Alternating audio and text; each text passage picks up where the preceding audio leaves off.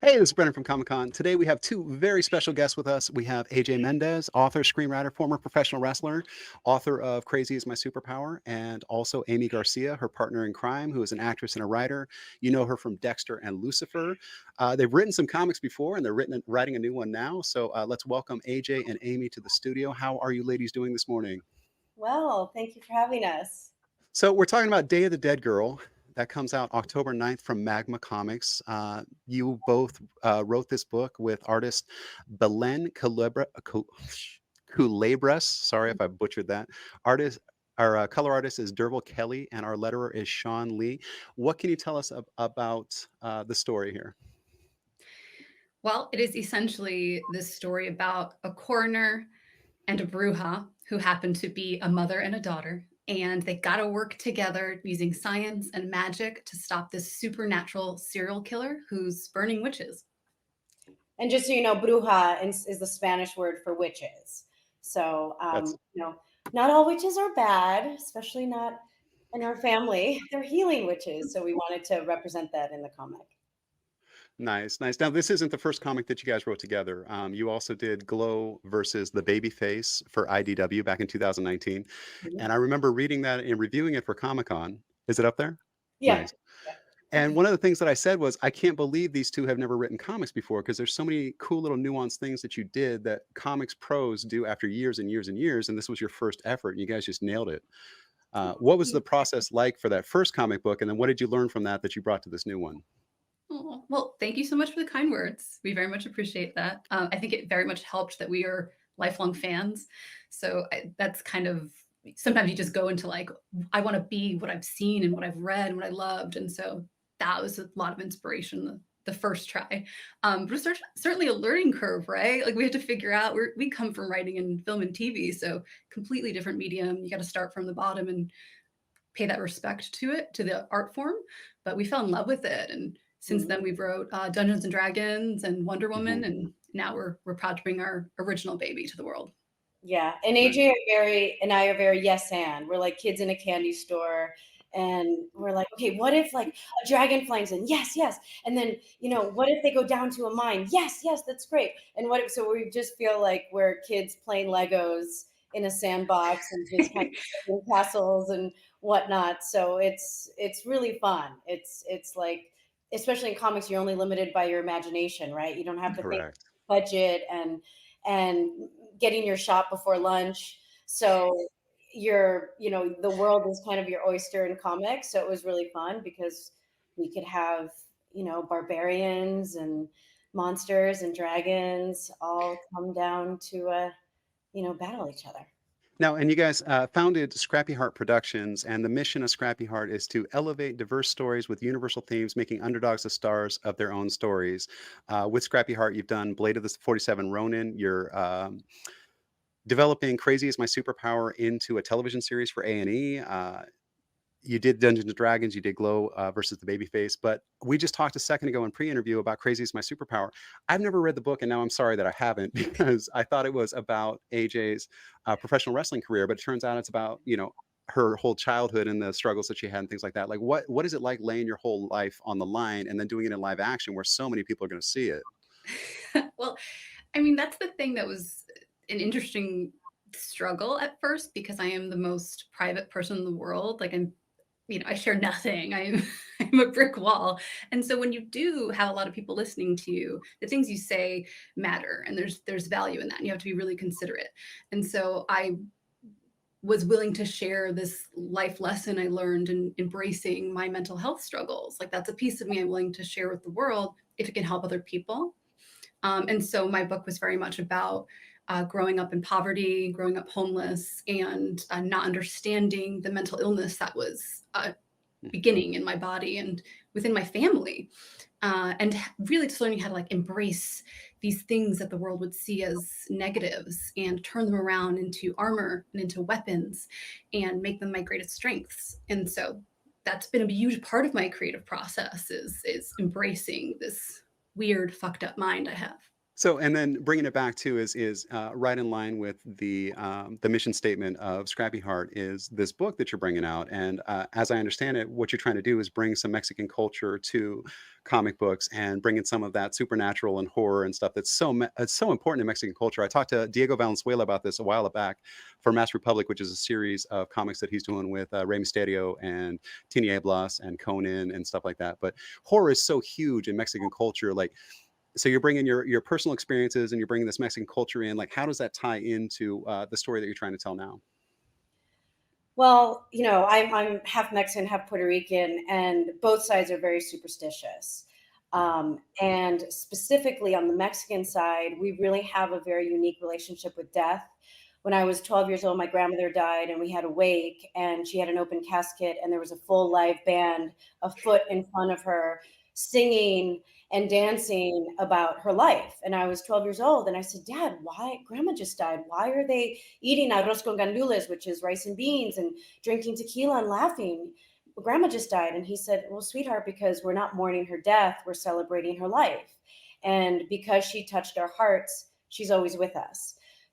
Oh, So what a beautiful gift, and launching point for something that is very universal. All of us are mhm. going to die. It doesn't matter how smart, talented, rich, beautiful we are. We are bounded by death. AJ always says it's the Mhm. great equalizer. So personally, that combined with the fact that I had a near-death experience when I was 4, I flatlined. I was in the hospital for 3 weeks. I had pneumonia. The little girl next to me didn't make it. And for whatever reason, I came back. And that experience has really shaped me as an adult. And we thought it'd be a great launching point for this beautiful story that, like you said, has Katrinas and ballet folklorico and pan de muerto, which means bread of the dead, and candles in Spanish. And so we're really excited to bring this fun world to readers because it's a little unexplored. It's very unexplored. I mean, we talked about it at length, Diego and I, and it's just like there are so many, things. And we also talked about the professional wrestling connection too, because you got these superheroes and you got the horror in professional wrestling and stuff like that. And we talked about, the ring gear coming down, New Day and CM Punk. I hear CM Punk. Um, but just how everything is kind of tied together is one of the cool things that I love to do is when professional wrestling matches up with comics and when car shows match up with like music and things like that. And I think it's really cool that you guys are bringing this whole other aspect into this story that you're telling. I mean, it's very much the same world. It's one of those things that when I was growing up, I found this like really comforting escapism through wrestling and through comics because you can be anything you want in these worlds, and the Mhm. good guy always finds a way to win, and so they're very connected. But yeah, we're excited to explore stories that very. I'm Puerto Rican. I'm not Mexican, so I'm very much Oh, learning so much about Aimee's side and the Latino culture. We're not a monolith, but this really beautiful thing we have in common is this embrace and this open-mindedness to the supernatural and how it can be kind of a practical thing. In my Puerto Rican culture, there's a lot of bruja branches in my family tree. So just seeing these different worlds uh, find similarity has mhm. been a lot of fun. Nice.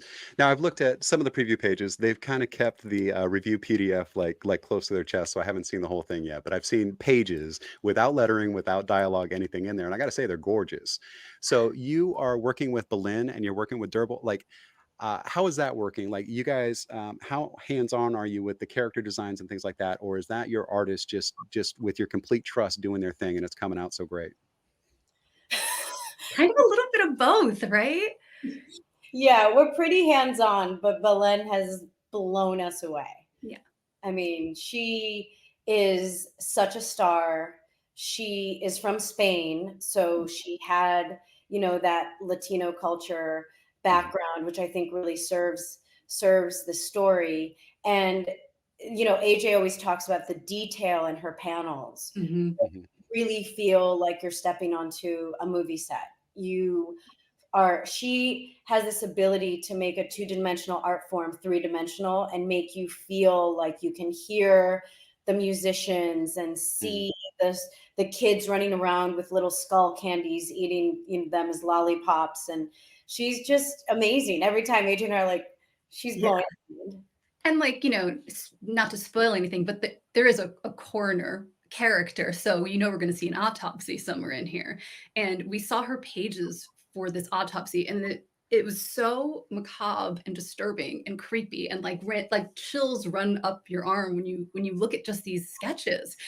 I was like, did she go to med school? Like, how does she understand all of the pieces of the body? It was so beautiful and so disturbing and creepy, but then when you combine that with Dervla Kelly's colors, you have this really dark, heavy spookiness, and then you have these kind of glorious, beautiful, cultural, vibrant elements. And it's a fun dichotomy, and so it's kind of a really cool sweet spot for us. Nice. And I It's think funny that you. oh, Oh, go go ahead. ahead. No, Well, go ahead. I was just going to say, the fun part about the story is that there's witchcraft and ghosts and criminal investigation and Latin culture. Each one of those tenets could stand on their own as their own comic, but to combine brujas and supernatural elements and a little bit of X-Files where there's a believer and a non-believer and some Spanish, I think that we found the perfect team. I mean, Belén somehow, like AJ was saying, seems like she went to med school, but then she also draws the coven so beautifully, but then she also does supernatural so flawlessly, but then she also speaks Spanish. So if we're writing it a little wrong, she can correct us. So it's just been really feeling like Avengers assemble for this comic. That's really cool. So you mentioned that you've got Mexican culture and Puerto Rican culture and now Spanish culture, and there's all that Latina connection or whatever. So my question is, down the line at some point, will you be doing more in this universe and maybe focus on some of the legends and things from the other areas? I mean, look, anytime we go into a story, we build out so much of the world. That way, when you start in this sort of smaller view, tighter view, you know what all these layers are. So we have so much that we can explore with these characters, and this kind of feels like it could just be the beginning, but it really just depends on if it's embraced and if the fans want more. So we're ready for it. I got to tell you that this is in my pull list now, and I'm looking forward to seeing the full review PDF and stuff like that. So I think that this is going to latch on to the horror folks. It's going to latch on to the folks who are just going for the celebrity recognition. It's going to latch on to the folks who are just looking for. I mean, because it's got all those elements and they're blended together. Just from what I've seen, they're blended together so well that, and what I've seen of your previous work, and how well you guys are working together with the scripts and things. I think it's going to take hold. Thank you. We'll light a candle. Yes. And the thing is I talked to Pornsak Pisha about Dead Boy Detectives when he was working on it. One of the things that he was really excited about was bringing in, his culture and the ghosts and things, and they are horrifying, but it's stuff that we never hear about in the United States. But there's like, this little girl that looks normal from the front, but when you see her from back, it's all like rotted out and stuff. Like when you see a rat that's been laying there decomposing for a while and it looks kind of normal from the top, but if you take a stick and flip it over, everything's missing from the bottom, and the skeletons are in there and stuff, and like and this girl walking around in the story like nothing, just a girl. Like, I love that. I mean, it's true. There's so many interesting like stories and mythology that you can really tap into. So it's we're hungry for it. So hopefully, right. And like Well, and the world is oh, sorry, go ahead. no, it's you. It's all you. Go. Well, we, grew up loving the medium, so we basically are writing stuff we wish existed when we were kids, stuff that we would read as fans, because we read, Minor Threats and Something's Killing the Children, and we are so inspired by these storytellers that give you chills and make you hold your breath and have to use like your light to go to bed at night because you're so creeped out. So we really are writing from our hearts and from our personal authentic perspectives, and hopefully in that it becomes universal because we're really putting it out there. I mean, we're leaving our heart on the pages, and hopefully people take care of our fragile hearts. Well, I think it comes through that you guys have this massive respect for the industry because, there is some pushback sometimes when, Keanu Reeves goes to write a comic or whatever, and like, you don't really know where he's coming from, or whatever. You're like, oh, he's just trying to make a buck or something. And that's stuff that we read.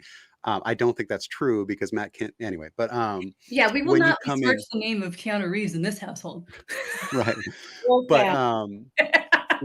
when you look at the care that you guys take with the media, it is clear that you guys are fans first, and that you took the time to learn how to do it. Because even from, like I said, from those first efforts or whatever, it was very clear that you wanted to do it right, and I think that that comes through, and people respect that, and the people are drawn to it because of the celebrity factor. But then they're also like, hey, but this is actually a good comic, and then they come around for the second issue, the third issue, the fourth issue. So I think it does come through. If you were concerned about that. Um, Aw, thank you. I appreciate that. I think that's the important thing. It's not a stepping stone to get somewhere else. It's a beautiful medium in its own right, and it has so many little quirks and specialties that you know if you're a part of it. And so it's a really fun family to have joined and been kind of embraced by. And we're really grateful fans have embraced us. I was pausing for a second in case Amy was going to start talking because that's happened twice now. Nice. She'll get you. People, no, that's the thing. It's like I don't want to talk over somebody because I mean, for the price of admission, people are here to see you two. I'm just here to facilitate. So if you have something to say, just jump all over. I'll back into the. No. You're the MC. You're the face of this podcast. I've actually watched, I would say, probably 7 of your things. Yeah, interviews. It was really interesting. I think that you're a great journalist and ask compelling questions, and so it's yes. Wow. I'm also a listener sometimes. I don't know if the blush is coming through, but all right. So I think we covered just about everything. Unless you guys have something to add, Day of the Dead Girl #1 comes out from Magma on October 9th. It's available for pre-order right now. There is a variant cover by Puerto Rican artist Yasmin Flores Montanez. If you want that one, you need to let your LCS know to get you the variant cover, so they order that one for you. But pre-orders are where it's at. If you don't go in and tell them that you want the book, then they don't know how many to order, and then the book doesn't do as well as it should because you didn't go in and say that this is something you want, or you go in and you don't get that first printing that you can take to a convention at some point, get AJ and Amy to sign or whatever. But if you want to get in, let your LCS know right now. It comes out on October 9th. And I think that's about all. Thank you very much for your time this morning. And we'll talk to you soon. Thank you. Thank you. Thanks for having us.